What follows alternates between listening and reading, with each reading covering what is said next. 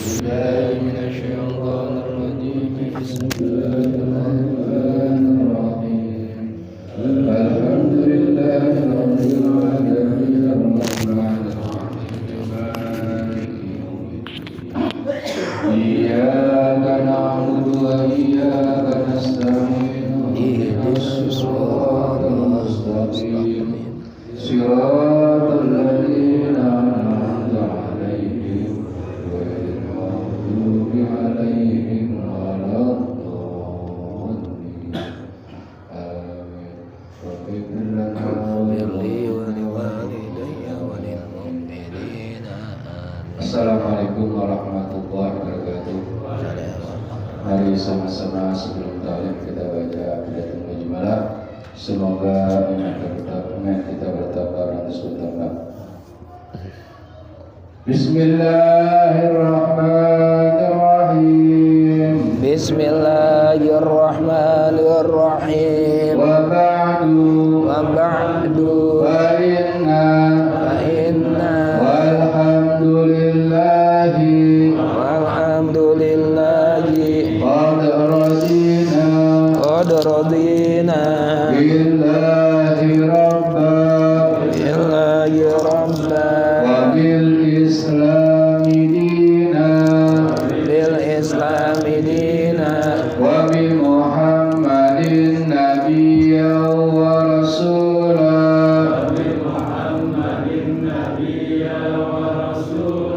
wa bil Qur'ani imama wa bil Ka'bati qiblatan wa bil mu'minina ihwana wa tabarra'na min kulli dinin yukhalifu dinal Islam wa amanna bi kulli kitabin anzalahullah wa bi kulli rasulin arsalahullah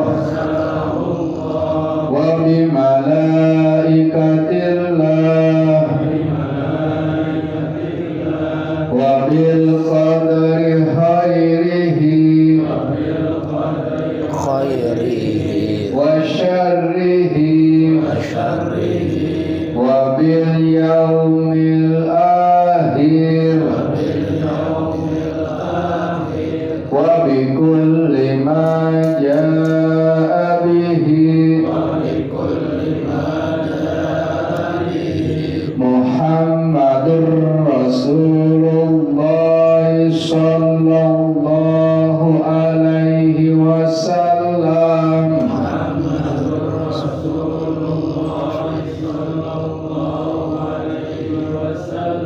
Anillah ala zalika nahya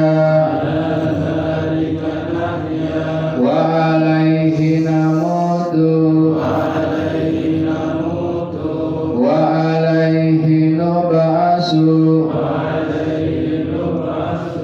insyaallah ta'ala minal aminin allazina la khawfun alaihim wa la hum yahzanun bi fadlika Allahumma ya rabbal alamin. Assalamualaikum warahmatullahi wabarakatuh.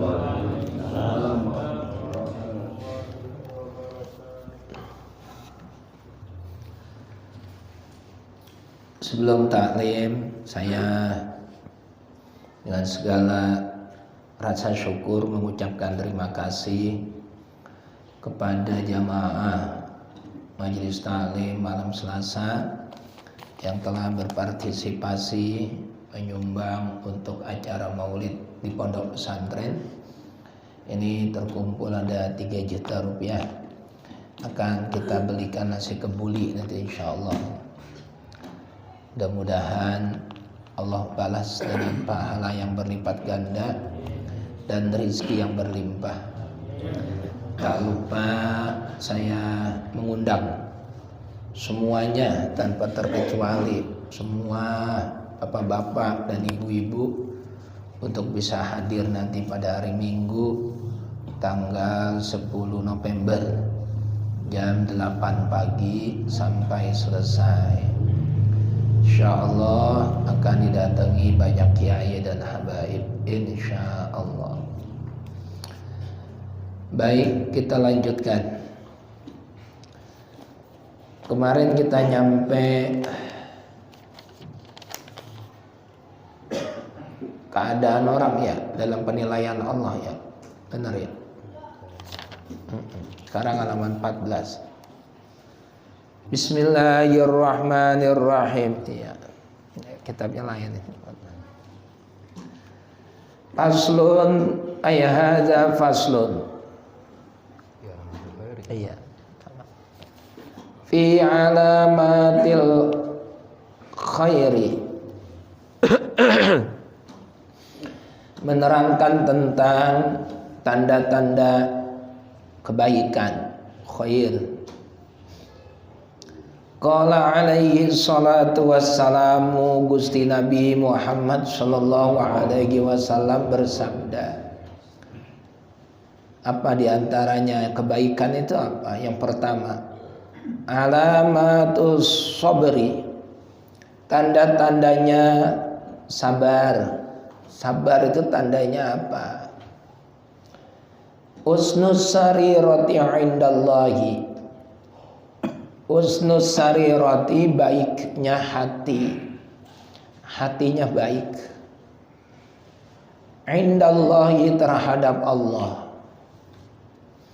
Jadi selalu berprasangka baik kepada Allah. Orang Islam itu paling penting cinta sama Allah, itu paling penting. Kalau kita ngandelin ibadah kita, sulit kita bakalan dapat berkah dan rahmat dari Allah. Karena ibadah kita belum tentu sesuai dengan aturan, nggak ada ilmunya, bacaannya banyak yang keliru. Tapi kalau kita cinta sama Allah, ibadahnya sebab benar-benar cinta sama Allah, nah itu akan dapat rahmat Allah. Yang menjadikan kita masuk surga itu bukan ibadah kita, bukan, tapi rahmatnya Allah. Makanya ada satu cerita itu di kitab Hilyatul Auliya wa Tabaqatul Asfiya. Ada orang yang beribadah selama 100 tahun, nggak pernah dosa, nggak pernah maksiat, nggak pernah melakukan kesalahan, isinya ibadah doang. Terus begitu di hadapan Allah dipersilakan masuk surga, kamu masuk surga dengan rahmat saya. Udkhulil jannata bi rahmati, masuklah ke dalam surga sebab rahmat saya. Nah, orang ini protes, la bal bi ibadati. Enggak ya Allah, saya masuk surga ya pantasnya karena ibadah saya. Saya kan ibadah 100 tahun. Saya tidak pernah dosa, saya tidak pernah maksiat, isinya cuma ibadah doang 100 tahun. Lah kalau saya masuk surga karena rahmatmu, berarti sama sama yang lain dong. Saya kan ibadah saya tekun. Nah, terus kata Allah, kamu ibadah berapa tahun? 100 tahun. Ya sudah, kalau gitu kamu masuk surga karena ibadahmu 100 tahun doang. Nah ibadahnya 100 tahun, di surga ya 100 tahun. Setelah itu kamu keluar dari surga saya. Jangan ya Allah. Ya kalau kamu masuk surga karena rahmat saya, kamu akan ada di surga selama-lamanya. Tapi kalau kamu perhitungan masuk surga karena ibadahmu, Ibadahmu kan 100 tahun. Biar adil, ya di surganya ya 100 tahun. Setelah itu kamu keluar dari surga. Mau kemana kek sono? Balik lagi pondok ungu ya silakan. Nah, akhirnya dia menyadari dan bertaubat, minta ampun. Jadi tanda orang sabar itu hatinya selalu baik sama Allah. Sabar itu kan ada 3. Dalam ayat Al-Quran, wa basyiris sabirin, berikan kabar gembira untuk orang-orang yang sabar. Nah, sabar itu ada 3. As-sabru fit ta'ah, was-sabru 'anil maksiyati, was-sabru 'indal musibah. Pertama, sabar dalam taat kepada Allah. Punya duit, kagak punya duit, tetap taat sama Allah. Jangan kalau giliran susah doang datang ke musola, di pojokan duduk. Orang-orang udah pada pulang, dia doang masih itikaf, nangis, ngadu-ngadu. Yang udah bener ngadunya sama Allah tuh udah bener. Cuman jangan pas susah doang. Giliran seneng Allahnya ditinggal, ya jangan. Hatinya harus selalu baik sama Allah. Jadi tekun taat, tekun ibadah, sabar. Dalam kondisi bagaimanapun, dalam keadaan bagaimanapun. Sakit, yang gak ninggalin sholat. Diimpus, masih tetap sholat. Itu namanya sabar dalam taat. Yang kedua, wasabru 'anil maksiyati. Sabar dalam meninggalkan kemaksiatan. Ada orang, kagak ada orang, dalam keadaan sepi ataupun rame, ya Allah kan maha melihat, maha mengetahui. Maka jauhkan kemaksiatan. Maksiat apa saja. Yang ketiga, wasabru 'indal musibah. Sabar ketika mendapat musibah. Di Spanyol ini lagi banjir ini. Bandang udah 200 orang yang meninggal di Spanyol. Raja sama ratunya turun ngelihat rakyat yang kebanjiran, ditimpukin lumpur sama rakyatnya. Karena dia anggap penanganan tentang banjir, antisipasi dan juga action setelah adanya banjir itu dinilai lambat sekali. Lemparin itu raja udah lemparin lumpur sama rakyatnya. Kita juga pernah tahun 2024, ulangi, tahun 2004 ya, terjadi tsunami di Aceh, 288.000 nyawa. Ada orang suaminya meninggal, anaknya 3 meninggal semua, dia doang yang hidup sendirian. Kayak apa perasaannya itu? Nah, itu namanya musibah. Kalau mendapatkan musibah ya sabar. Sabar.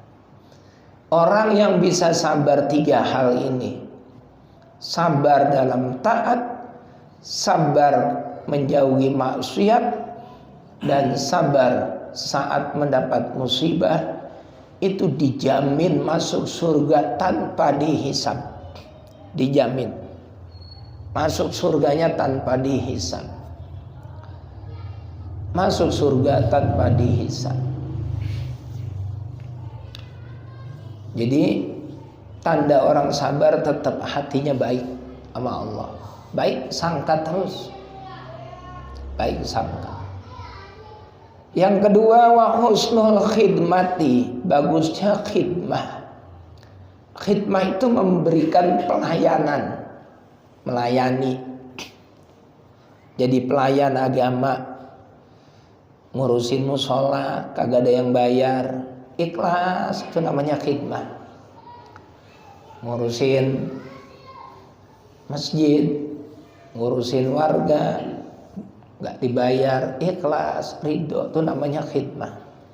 Punya orang tua sakit, ngurusin orang tua, itu namanya khidmah. Khidmah sama guru, Al-khidmah miftahul barakah. Saya ingat sekali itu kata Abah Kiai Haji Hasan Fauzi yang besok tanggal 10 November beliau akan ceramah acara Maulid. Al-khidmatu miftahul barakah. Khidmah itu kuncinya berkah. Banyak santri yang di pondoknya kagak pinter-pinter amat, banyak kagak becus baca kitab, baca Quran, orang udah 3 kali khatam, dia belum pindah-pindah. Tapi dia khidmah, ikhlas, tulus, ngepel pondok, kadang-kadang bantuin santri, bantuin apa aja, ikhlas. Pulangnya dia yang berkah.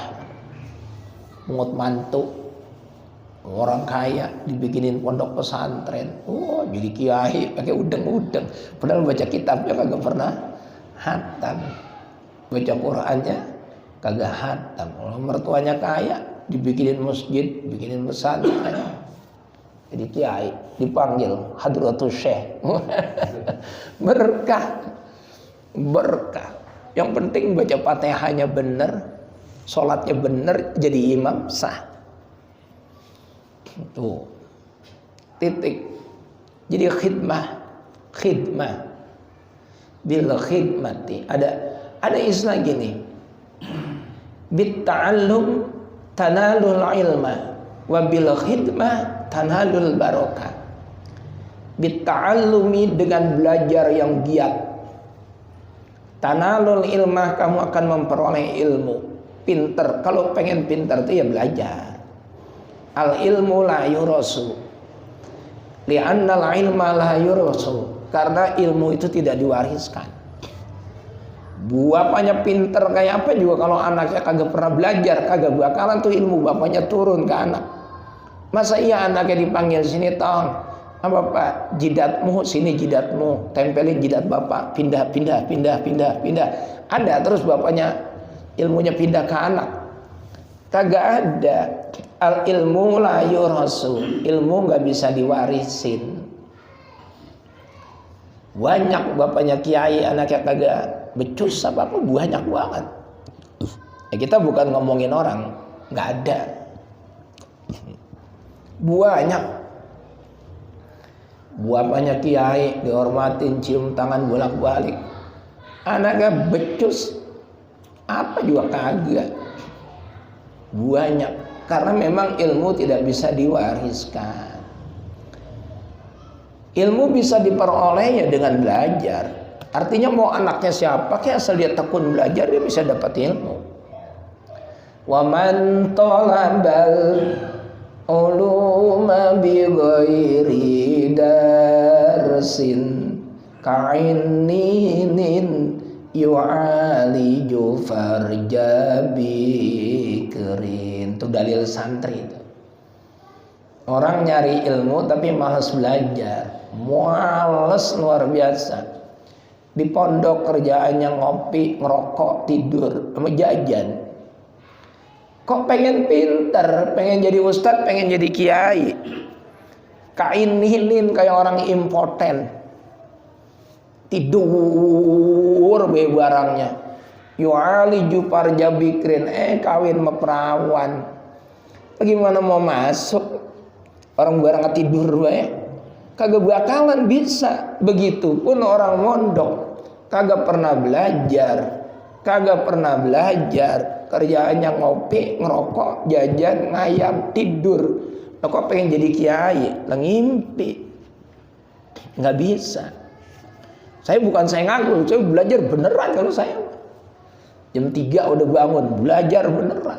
Belajar, apalagi kalau namanya bahsul masail itu, pembahasan masalah agama, debat kitab, itu saya selalu hadir itu. Debat kitab, biar kata kita kagak ngomong juga dengerin orang doang. Dia ngomong kita dengerin, dia ngomong gitu. Lama-lama kita pinter. Tuh, jadi paling penting itu ya tekun belajar. Nah, orang pengen dapat ilmu, tekun belajar. Tapi wabil khidmati tanahul barakah. Kalau pengen dapat berkah ya khidmah. Saya di pondok udah ngajar, saya khidmah. Pondok udah ngajar. Sampai sekarang ya khidmah, ngajar ya ngajar. Di pondok demi Allah saya nggak dapat gaji, Pak. Pondok saya ngomong berkali-kali itu. Demi Allah nggak ada yang gaji saya di pondok. Tapi saya tanya tuh santri-santri itu, Aidan tuh anak kita itu. Setiap Rebo saya datang, jadwal saya. Pagi saya ngajar, terus sore saya ngajar, malam Kamis baru pulang. Tiap hari ya datang. Kalau lagi sehat, lagi enak badan ya, tiap hari hampir setiap hari datang. Emang ada yang gaji? Nggak ada. Ya udah niatin khidmah aja. Tapi rezekinya ya Allah ada aja rezeki. Ada yang taklim, sekali taklim ada yang ngasih hadiah, ya, itu rezekinya ya itu ditukar sama Allah. Gitu. Ada orang ketamu ngasih hadiah. Nah, ya udah berkah aja. Khidmah, bil khidmah tanalul barokah. Jadi jangan takut di pabrik misalnya dipercaya jadi pengurus masjid, ya bismillah khidmah buat masjid. Gitu. Titik. Ya Ali wa ahli. Lil mu'mini bagi orang mukmin, orang beriman. Salah soalamatin ada 3 tandanya. Bugdul mali, benci terhadap harta. Nah, ini jangan salah paham. Benci terhadap harta artinya tidak rakus, menumpuk-numpuk harta, tidak peduli apakah itu halal ataupun haram. Nah itu yang nggak boleh. Saya ulang berkali-kali ya Pak, orang Islam itu boleh jadi orang kaya, boleh. Kalau orang Islam kagak ada yang kaya, yang bayar zakat siapa? Enakan orang bayar zakat 25 juta apa orang nerima zakat 25 juta? Enakan bayar zakat 25 juta itu berarti duitnya berapa? Semiliar, 2,5% dari semiliar. Ngeluarin zakat 25 juta. Bagiin gini tong, anaknya disuruh. Kasih pengurus musola nih 10 juta. Kasih pengurus masjid 10 juta. Yang 5 juta bagiin anak-anak yatim, fakir miskin kampung kita. Tuh, ini apa Pak? Zakat Bapak. Berarti duitnya semiliar. Daripada yang cuma nanggapin zakat doang. Yang nanggapin zakat sebanyak apapun dia nanggapin zakat, statusnya apa? Fakir miskin, amil, gorim, mu'alaf. Ya kalau mu'alaf, ya toh? Sabilillah, ibnu sabil. Nggak ada larangan. Imam Syafi'i itu waktu belajar di Mekah, gurunya miskin. Imam Syafi'i salut banget sama gurunya, cinta banget. Gurunya miskin, ngajarnya rajin. Pun ini baru ulama, nggak cinta dunia, keren. Udah mantep belajar di Mekah, udah ilmunya udah disedot semua. Dia hijrah ke Madinah. Madinah ketemu Imam Maliki, gurunya. Imam Maliki kaya raya. Imam Syafi'i terus batak di hatinya, batin. Ya ulama kok senang dunia, hartanya banyak, kaya raya. Gurunya tahu. Diajak jalan-jalan Imam Syafi'i, Imam Maliki. Syafi'i muda, diajak jalan-jalan sama gurunya. Ya guru, jalan-jalan yuk. Ayo, diajak sama guru. Terus duitnya dibawa. Terus lihat rumah pelacuran. Rumah pelacuran. Kalau kira-kira nih ini duit dipegang sama orang zalim, dibuat bangun apa? Rumah pelacuran, guru. Ya, betul. Jalan lagi ke tempat perjudian, ngelewatin. Tapi ya guru, ini kalau kira-kira duit ini dipegang sama orang fasik, orang yang berani dosa besar, duit ini buat apa? Judi itu. Iya benar. Kalau dipegang sama kiai buat apa? Buat bangun masjid, buat bangun pesantren, buat nyantunin fakir miskin. Nah, sekarang saya tanya, pengen duit yang banyak ini dipegang orang fasik, orang zolim, apa orang bener? Ya orang bener guru. Nah kalau gitu biarin saya kaya, karena nanti duitnya buat bagi-bagiin, bangun masjid, bangun musola, bagi fakir miskin.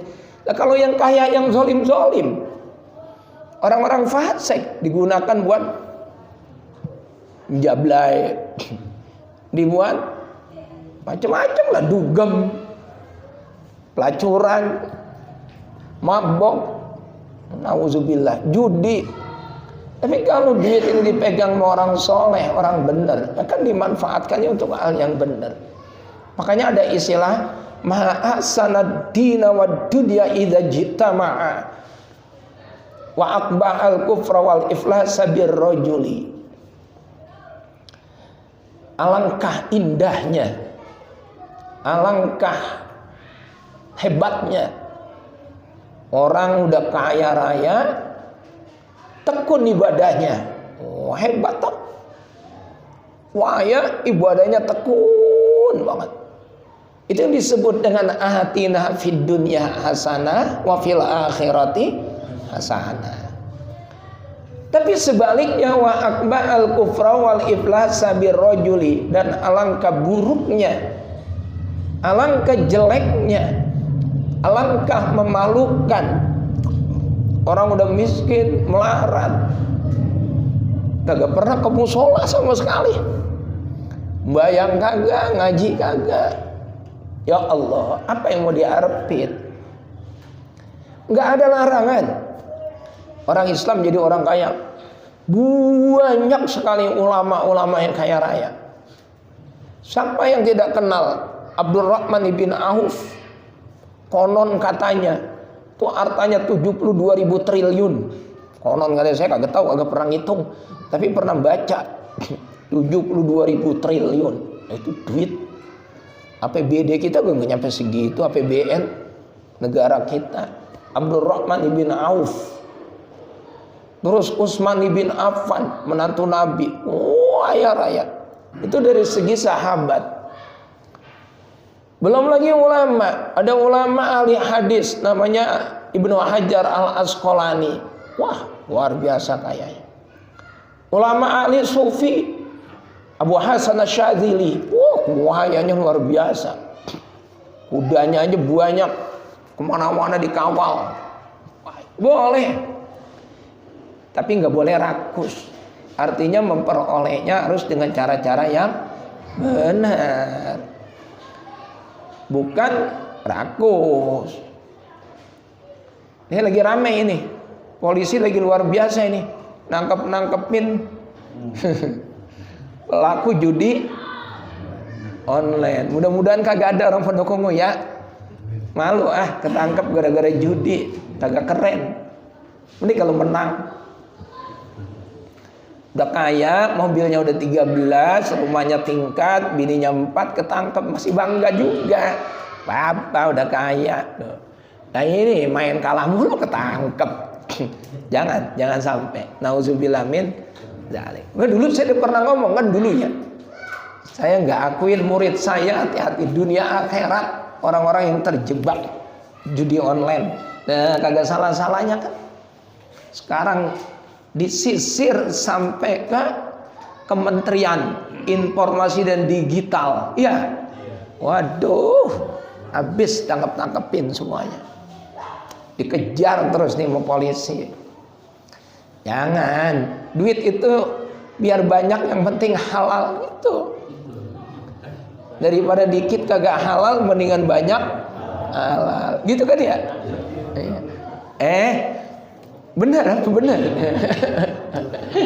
Biar dikit yang penting halal, berkah, daripada banyak kagak halal, kagak berkah. Syukur-syukur banyak halal dan berkah. Nah, itu yang kita minta.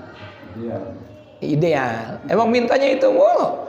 In kana rizqi fis samai fa anzilhu wa in kana fil ardi fa akhrijuhu wa in kana mu'assaron fayasiru wa in kana haraman fatohiru. Tambahin sama dia sendiri, wa in kana qalilan fakasiru. Kalau sedikit ya Allah banyakin, ya Allah banyakin. Boleh, mau itu diajarin sama Nabi. Cuman sholatnya 2 rakaat, mintanya banyak banget, lemah lo. Paling kagak sholat duhanya 8 rakaat. Jadi mintanya rada banyak kan rada pantas. 2 rakaat, yang rakaat pertama dibaca inna a'tainakal kausar, rakaat kedua qul huwallahu ahad. Doanya apa baik? Nah, boleh, masih bagus sholat, masih bagus. Baca waqiah, ya, waqiah, sholat duha, itu kan jalbur rizki, narik rezeki, silaturahim, ya kan ya, yang mendatangkan rezeki diantaranya silaturahim, manjangin umur, datangin rezeki, tuh, titik. Ada 3. 1, bugdul mal, tidak suka harta, artinya menumpuk-numpuk harta dengan cara yang tidak benar. Yang kedua, wa bugdun nisa, jangan salah paham lagi. Benci sama perempuan. Lemah kita perempuan, masa kita benci mak kita? Anak kita perempuan, masa kita benci anak kita? Bini udah pasti perempuan, masa benci sama bini ya? Artinya tidak suka dengan perempuan dengan cara-cara yang tidak benar. Suka ngabsen di pojokan, siapa be lewat di absen. Udah lewat belum? Ntar kali dikit lagi. Bang Ade, awas Bang Ade. Lah iya, semalam ngintip, kerjaannya ngintip. Bugdun nisa. Perempuan itu harus dicintai, terutama istri. Bahkan itu hadis Nabi. Kalau kamu senang sama seseorang, sampaikan. Kalau kamu senang, kamu cinta sama seseorang, maka sampaikan. Sampaikan. Senang sama cowok, sampaikan. Biar saling ada ikatan hati yang saling mencintai. Artinya cinta itu bukan LGBT, bukan. Cinta sama laki-laki itu cinta karena Allah, tanpa pamrih. Saya jujur, saya cinta buat Bang Amin tuh, misalnya gitu. Orangnya baik. Dan Bang Amin juga, saya juga seneng Ustaz Budi. Nah, dari seneng itu saling mendoakan. Dia kagak tahu saya doain, saya kagak tahu didoain. Itu jadiin berkah. Saya seneng sama Bang Rijal, misalnya. Bang Rijal ngomong, saya salut, senang saya Ustaz Budi saya. Nah itu kita saling mencintai karena Allah. Begitupun dengan wanita, kalau senang sampaikan. Sampaikan, boleh, lo boleh, emang apa nggak boleh? Yang penting belum kawin wadotnya, atau belum dilamar sama orang. Kedengeran gimana? Besok hari Sabtu saya di demo ibu-ibu. Lo kita kan nyampain apa adanya. Hadis Nabi, sampaikan, jangan ditahan-tahan. Yang tidak boleh itu mencintai yang tidak hak, itu yang tidak boleh. Bugdun nisa. Bahkan ada istilah gini, Nabi kita ini bersabda, ma akraman nisa illa karimun, wa ma ahanan nisa illa la'inun. Seorang suami yang memuliakan istrinya, sayang sama istrinya, ini suami ini, maka suami itu adalah orang yang mulia di hadapan Allah.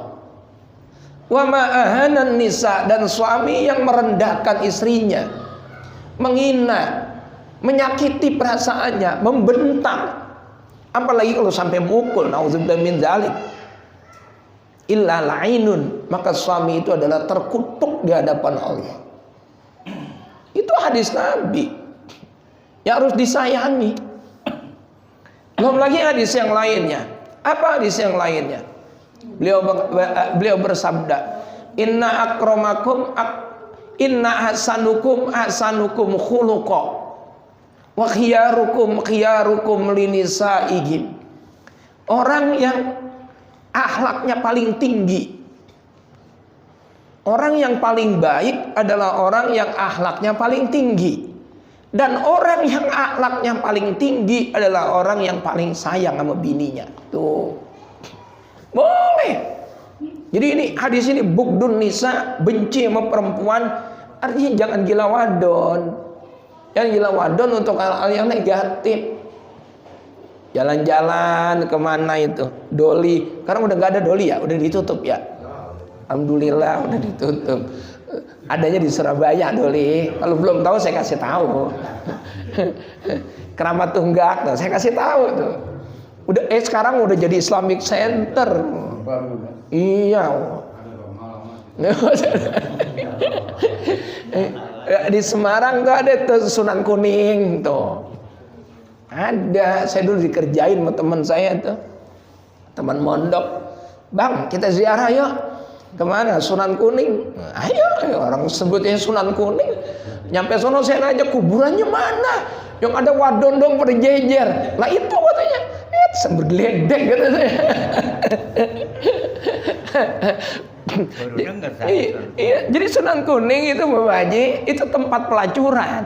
Adanya di Semarang. Lah saya diajakin katanya ziarah ke sono. Orang namanya apa? Sunan, ya saya percaya baik. Baru dengar aja. Sunan Kuning.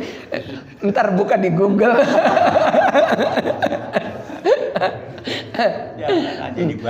Jangan, nauzubillah min dzalik. Nah itu artinya bugdun nisa itu di situ. Bugdun nisa itu. Ya Allah. Saya punya kenangan ini Bapak-bapak. Tahun 2006. Kenapa dinamain Sunan sih begitu? Ya enggak tahu. Saya juga. Lah kayak ini juga ini kita ya. Ini dinamain apa kita ini? Pondok. Lah bukan santri isinya. Ini kan pondok ini. Tinggal di mana? Pondok Ungu. Bukan pondok. Isinya bukan santri semua ini. Ya itu juga Sunan Kuning. Enggak tahu itu ya. Lah orang ada kebo di Jogja, kebo bule namanya apa? Kiai Slamet. Lah kebo dinamain Kiai. Kiai Slamet. Saya kalau ngeliat itu saya pengen berhenti jadi Kiai. Lah kebo. Lah ya di tahun 2006 saya punya cerita nyata ini, nyata. Jadi saya itu termasuk salah satu orang di kota Bekasi, cuma berapa dipilih? 2 atau 3 itu. Itu jadi Aham Reduction. Itu pelaksananya dari Australia. Ini itu saya dipilih diberangkatkan ke Bandung. Di Rumah Sakit Hasan Sadikin. Terus tinggalnya di Hotel Holiday Inn bintang 4. Oh, cari aja di Bandung Holiday Inn. Mewah. Oh, keren sekali. Yang menyampaikan materi itu para dokter, bahayanya HIV dan AIDS itu. Jadi dinas kesehatan kerjasamanya. Saya belum tahu tugas saya apa. Begitu pulang dikumpulin di sini di Rumah Sakit Ananda dikumpulinnya. Di sini pesono ya. Sono. Rumah Sakit Ananda. Ada Bapak Wakapolres.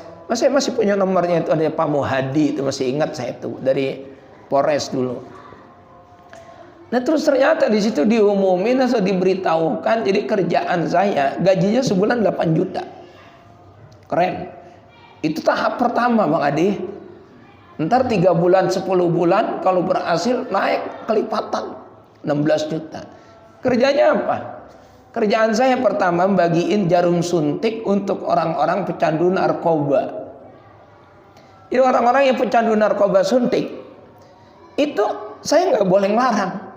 Nggak boleh ngelaporin, tapi deketin dibagiin jarum suntik bersih. Kamu kalau mau pakai narkoba yang suntik, jarumnya jangan gantian. Jarumnya satu steril, satu orang satu, harus jarum bersih. Karena kalau jarumnya gantian itu bisa menyebabkan HIV/AIDS. Itu kerjaan pertama. Kerjaan kedua, saya datang ke tempat-tempat pelacuran, ke hotel atau ke lokalisasi. Saya nggak boleh melarang orang berzina, tapi kerjaan saya bagiin kondom. Kamu kalau mau zina, zina saja, tapi pakai kondom. Sebab kalau nggak pakai kondom dikhawatirkan kena HIV/AIDS. Begitu saya tahu, demi Allah nih Bang, sudah tiket juga saya berhenti langsung. Jadi jangan bayangin saya dapat gaji 8 juta, jangan. Karena begitu saya tahu detik itu juga saya langsung berhenti, saya langsung mundur. Saya langsung mundur. Saya masih hubungan baik sama Pak Muhadi itu orang Polres. Sampai sekarang masih sering WA-WA-an. Walaupun beliau udah pensiun. Beliau ya sangat mendukung. Jangan Ustadz ini dulu, saya masih muda itu. Jangan rusak karirnya Ustadz ini dengan program kayak gini. Ya alhamdulillah. Demi Allah saya ulang lagi, jangan Jangan anggapan wah guru makan duit kodong. Enggak. Serupiah pun saya nggak nerima. Enggak. Jadi saya berhenti pas tahu kerjaannya. Sampai kayak gitu itu. Orang mau melacur kayak mau apa kayak terserah gitu. Kita yang bagiin kondomnya. Nah, itu namanya wabugdun nisa. Dalam hadis Nabi. Wabugdul kalami fi a'radin nasi. Yang ketiga, hindari, jangan sampai kita berbicara menjauhi omongannya. Harus kita menjauhi omongan yang berkaitan dengan kehormatan orang lain. Jangan pernah kita ngomongin jelek-jelekan yang berkaitan dengan kehormatan orang lain. Jangan.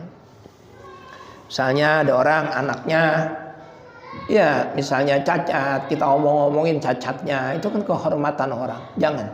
Lagi pula cacat itu kan Allah yang takdirin. Ngomongin apalah macam-macam. Pokoknya yang berkaitan dengan kehormatan dan harga diri orang lain. Jangan. Orang mukmin itu. Titik. Lanjutnya. Ya Ali wahai Ali, wasiat Nabi kepada Ali. Lil akili, bagi orang yang berakal. Salah su'alamatin, ada 3 tandanya. Al isti'anatu bid dunya 'alal akhirati. Nah, benar kan? Dia menjadikan dunia yang dimilikinya itu al isti'anatu sebagai penolong 'alal akhirati, untuk menuju kehidupan akhirat. Jadi hartanya itu digunakan untuk penolong dia menuju kehidupan akhirat. Lah kalau orang Islam kagak boleh kaya, bagaimana dia menjadikan hartanya penolong? Malam-malam punya mobil, tetangga mau lahiran, udah kagak nahan, ke bidan harus operasi sesar, bidan nggak berani, nyari Grab kagak ada yang respon, tukang beca susah, kuasi kagak ada, tetangga diketok, assalamualaikum, apa bang? Istri saya mau lahiran, mau ke rumah sakit, kesian banget kagak ada kendaraannya. Udah bang, saya anterin, ayo. Bismillah ya, saya anterin. Nah, orang yang ikut suaminya, istrinya di pangku, selonjoran, dianterin pakai mobil. Itu namanya hartanya dia, dunianya dia sebagai jalan menuju akhirat. Punya duit ini, nah, buat nyumbang kegiatan agama. Ini namanya harta digunakan untuk jalan menuju akhirat. Orang punya duit 1 miliar misalnya. Oh, kok gedean deh 1 miliar, kita belum punya. 100 juta dah katakan. 100 juta. Terus yang 10 juta diinvestasikan untuk akhirat. Dah, ini 10 juta kita kasih pembangunan musola. 10 juta misalnya kita kasih pembangunan masjid. Atau untuk pembangunan pondok pesantren. 10 juta itu dibeliin semen, dibeliin batu. Jadilah tuh masjid. Jadilah tuh musola. Jadilah tuh pondok pesantren. Dia punya duit 90 juta. Bangkrut, total habis 90 juta. Dia masih punya berapa? 10 juta. Itu harta dia yang kekal abadi. Dia masih punya 10 juta yang kagak bakalan bangkrut. Artinya di akhirat bisa dia unduh, bisa dia petik, bisa dia panen. Harta kita yang sesungguhnya adalah harta kita yang kita infakkan, atau kita wakafkan, atau kita sedekahkan. Itu yang disampaikan Nabi kepada Aisyah. Satu hari Aisyah bicara, ya Rasulullah, kemarin makanan yang kau bagi itu habis, kita kasihkan ke orang lain. Oh, enggak habis, justru itu yang awet, kata Nabi. Yang kita makan sendiri itu habis, tapi yang kita bagikan ke orang itu yang awet. Nanti suatu saat kita akan metik hasilnya itu. Kita punya 100 juta, kita kasih 5 juta aja dah. Itu yang bakal jagain kita nanti di akhirat itu. Laula akhartani ila ajalin qarib fa asaddaqa wa akum minas sholihin. Itu yang pasti. Lah kalau semuanya kita habisin, ya jadinya tuh 2. Jadi keringat sama jadi kotoran. Jadinya 2. Tapi kalau kita infakkan lah itu yang bakal kekal abadi. Apa saja yang kita punya, jadikan media untuk menuju akhirat. Apa saja. Punya ilmu, jadikan ilmunya media menuju akhirat. Punya harta, jadikan hartanya media menuju akhirat. punya apa saja, punya keahlian, jadikan menuju akhirat. Yang kedua, tanda orang berakal, wahtimalul jafa, sabar akan perlakuan buruk orang lain. Orang hidup ya kita bersahabat ini. Ya, saya ngikutin Gus Baha ini jujur aja. Itu sudah dijelasin di konsep Al-Quran. Kalau kita pengen bersahabat itu awet, kita pengen hubungan mantu sama mertua awet, kita pengen hubungan sama istri awet, kuncinya satu. Apa itu? Wal kaziminal ghaiza. Wal kazimina al ghaiza. Itu di surat Ali Imran kalau nggak salah itu. Wa'iddat lil muttaqin wasari'u ila magfiratin mir rabbikum wa jannatin ardu'as ka ardis samawati wal ard u'iddat lil muttaqin alladzina yunfiquna fis sarra'i wad dharra'i wal kaziminal ghaiza wal 'afina 'anil nas. Dua ayatnya. Kuncinya jangan baperan. Jangan baperan kuncinya. Kalau kita baperan mulu, dikit-dikit ngambek, dikit-dikit ngambek, dikit-dikit ngambek, lah orang gak berteman sama kita. Kagak asik dia mah. Ngambek mulu. Dikit-dikit benci, dikit-dikit ngambek, dikit-dikit kesel. Orang gak berteman sama kita. Itu konsep Al-Quran. Kalau kita dikecewain sama orang, emang kita gedek gini, kecewa. Kembali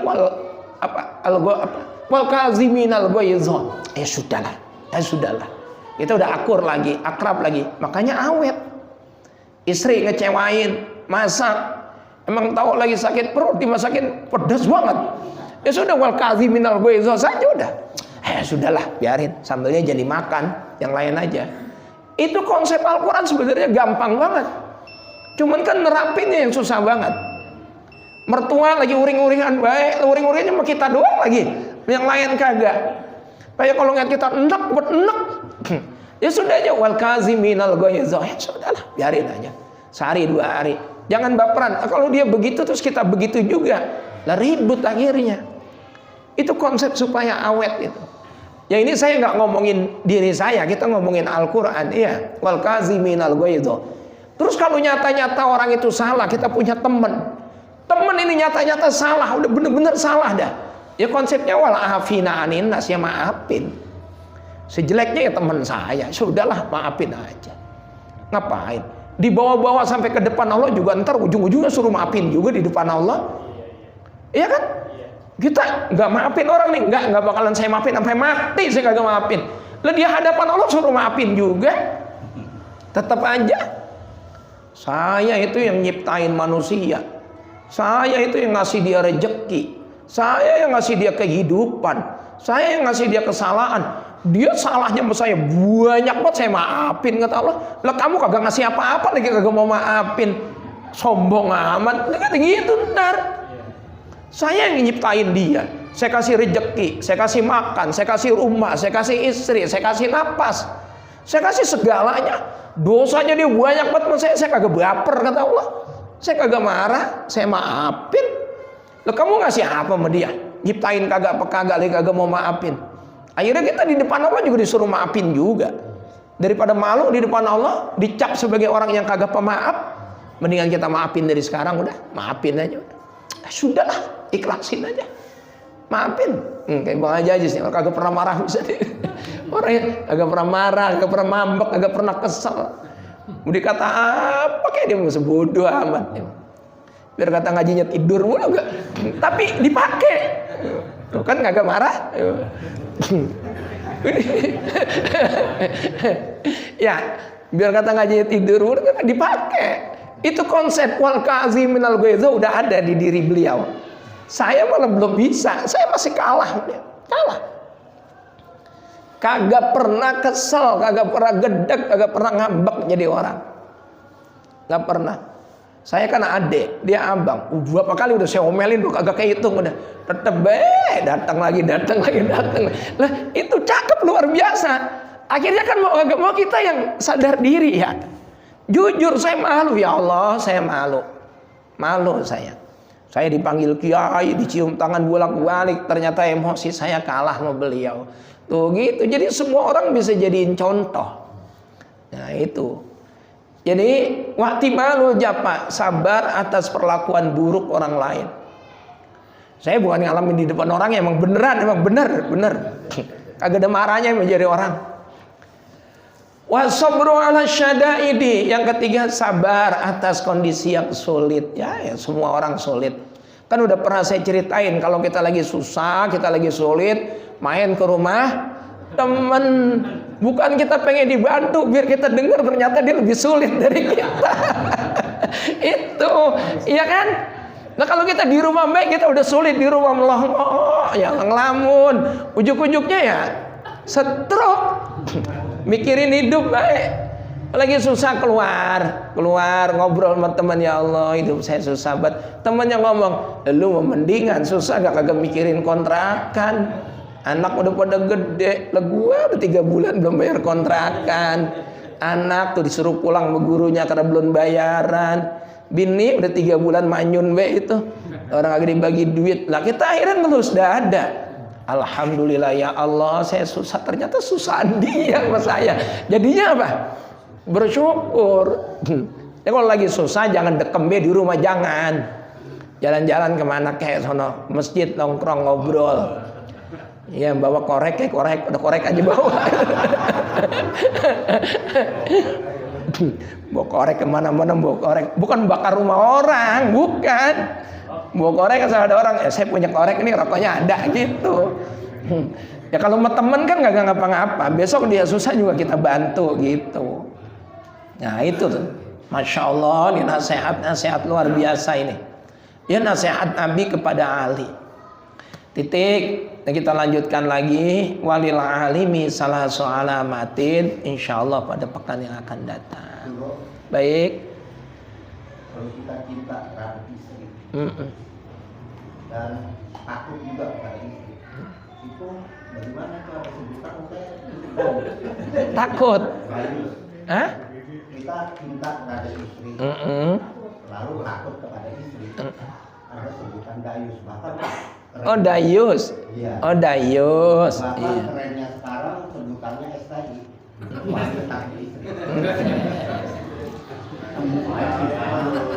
STI, istri, ikatan suami takut istri. Kalau dayus bukan begitu konsepnya Pak. Dayus itu orang yang tidak ada sifat cemburu kepada istrinya, itu dayus. Jadi nggak peduli bininya keluar mau kemana, pakai pakaian ngablak kebuka, dicuekin, nongkrong sama teman-temannya, ngobrol sama lanang sampai lupa daratan, itu namanya dayus. Kalau kita membiarkan nggak boleh, itu dilaknat, itu dosa besar. Jadi kalau suami takut sama istri, takut untuk tidak menyakiti hatinya, takut untuk tidak menyakiti fisiknya, takut jangan sampai istri kita sedih. Saya rasa itu bagus. Takut kawin lagi lah, itu emang jengger lebar itu mah. Lah sama yang ngomong. Cuman pengen doang, beraninya orang. Emang udah ada guru lah banyak. Cuman kagak berani, kagak berani. Nah, saya rasa bukan saya dong, bapak pakai sama. Apalagi ini lah sama. Abang kan ngikutin hati, terbalik ya. Ada yang ngikutin abang. Jadi dayus bukan berarti kita takut sama istri untuk hal-hal yang positif, bukan. Itu tidak ada kecemburian, tidak ada kecurigaan sama sekali. Bukan hanya istri, anak kita, empok juga sama. Empok, anak itu keluar pakai baju itu apa itu yokensi gitu, bersolek, pakai parfum wangi banget, keluar gitu, nggak nutupin aurat, kita antepin. Bagian amat, mau kemana kayak biarin, yang penting hidup. Kalau udah pilih aja, kalau udah begitu ya dosa di hadapan Allah. Jadi semua yang termasuk nasab atau mahram, termasuk mahramnya kita, harus kita jaga, bertanggung jawab. Minimal udah negur. Kalau empok ya, pok jangan pakai baju begitu, Pak, kagak pantas. itu pantat kelihatan banget, itu nyetak banget. Biar bilang sama suami berdosa juga ya. Tetap. Terus kata, ya dah ganti, kan dapat pahala. Ya kalau dia ngotot kagak mau ya sudah, kita udah lepas. Ya kalau anak perempuan kita boleh tegas, boleh. Kamu pengen bapak masuk neraka, mau bapak masuk neraka. Kalau kamu kayak gitu ya bapak masuk neraka nanti. Lihat pakaianmu, untuk kelakuanmu Nah, kalau kita udah ngingetin kita nggak bakal dituntut di akhirat. Apalagi sama istri. Istri kalau susah diatur ya tukar tambah gitu aja repot. Kalau kagak tukar tambahin. Kalau berani. Gitu. Ya, ada lagi yang mau nanya? Cukup ya? Nah, kita baca Fatihah, mudah-mudahan berkah semua. Sehat, lahir batin, panjang umur. Al-Fatihah. Bismillahirrahmanirrahim. Iyyaka na'budu wa iyyaka nasta'in. Ihdinas siratal mustaqim. Siratal ladzina an'amta 'alaihim. Ghairil 'alaihim waladdallin. Bismillahirrahmanirrahim. Alhamdulillahi rabbil alamin.